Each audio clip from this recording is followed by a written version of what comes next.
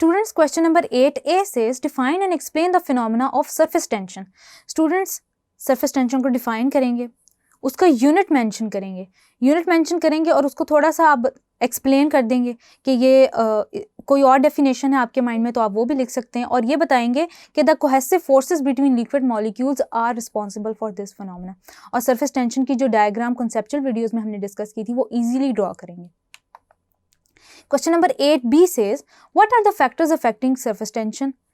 Intermolecular forces example के साथ relate करेंगे कि water has higher than any other liquid such as alcohol, ether, benzene. Temperature और nature of liquids को भी एग्जाम्पल के साथ रिलेट करेंगे कि सरफेस टेंशन डिक्रीज हो रही है with the increasing temperature. Nature of liquid के डिफरेंट तरह के लिक्विड्स में क्योंकि different types of intermolecular forces present हैं इसलिए सरफेस टेंशन भी उसी तरह अफेक्ट होती है। वाटर में हाइड्रोजन बॉन्डिंग है, अल्कोहल में वीक डिस्पर्जन फोर्सेज है, दैट्स वाई उनके दरमियान जो सरफेस टेंशन है वो डिफरेंट है। 8C dynamic equilibrium between two physical states. Dynamic equilibrium को डिफाइन करेंगे कि it is a situation when two opposite changes occur from solid to liquid और when changes of state occur.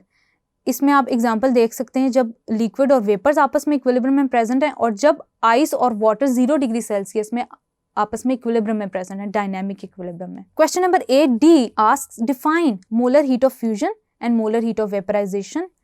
Define करेंगे, example देंगे, equation लिखेंगे values के साथ।